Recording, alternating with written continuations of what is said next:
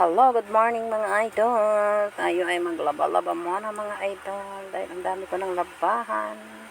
Andito tayo sa Kakobo mga idol. Dahil wala tayong washing board. Dito tayo mga idol sa misa. Yan ang lapad ng aking washing board mga idol. Sarap maglaba dito mga idol ay lapad ng washing board. Ang bilis matapos. Ano mo lang, ilatag ko sabay brush. Bilis-bilis ng brush ko. Tapos, ayan, dahil wala akong washing board, so ito, gawin ng paraan. Ayan, diba? Pagkatapos yan, malilinis mo pa yung misa. At yung ilalim, yung sahig, pinagbanlawan, ilinis natin sa ilalim. Kasi nga, ang dumi. Ayan, dahil ang dami ko ng labahan mga idol. At maganda ang araw ngayon. Maaraw siya mga idol. Ang bilis nakatayo ng sinampay. Para matuyo siya mga idol. Maghapon ay tuyo na. Ayan, laba-laba. Hanap-hanap yung brush ko yun para nakatago. Brush natin yung ating panty mga idol. O yan, laba-laba. Dahil bababa pa kami yan mga idol. Pagkatapos maglaba, maligo. Kasi pupunta pa kami ng barangay hall. Asikasuhin kami ng mga idol.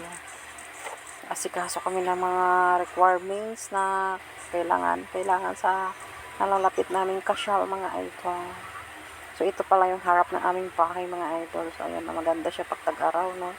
Hindi siya maputik. Dami mapuo ng nyog, kahoy. Ayan, so ito naman yung alaga na 45 days.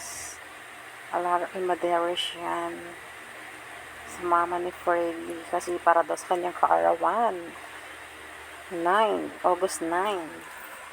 Ito ilang araw na lang, kakatayin na siya. So ayan, kain-kain lang siya, nakain, tulog, tae. Sarap ng buhay ng mga manok. Kain, tulog, tae. Ayan. So, ayan na nga mga idol. Dahil natapos na kami maglaba mga idol, hindi na ako nag-video pagbaba namin mga idol dahil grabe ang init. So, ito pag uwi na namin mga idol, galing kami barangay hall na mga idol. Nagkuha kami ng sidula. So, pupunta na sana kami kay Kagawad para i-submit. Walang tao mga idol. May nilakad daw. Umalis. So, uwi na kami mga idol. Ang init. Mga 2 o'clock siguro yung mga idol. 2 o'clock or 2:30 mga ganun. Grabe ang init. Wala kaming payong. Sobrang init. Grabe. So yan, lakad-lakad. Init. Wala na naman. Balik na naman kami kinabukasan niya mga idol. Dahil paalis na nga ako. Kailangan namin mai-submit na siya. Para makakasal na kami next month mga idol. So, ayan. Lakad-lakad kahit mainit. Oh, grabe pawis namin dyan mga idol. Ang init.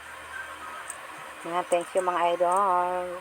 Thanks for watching. Bye-bye.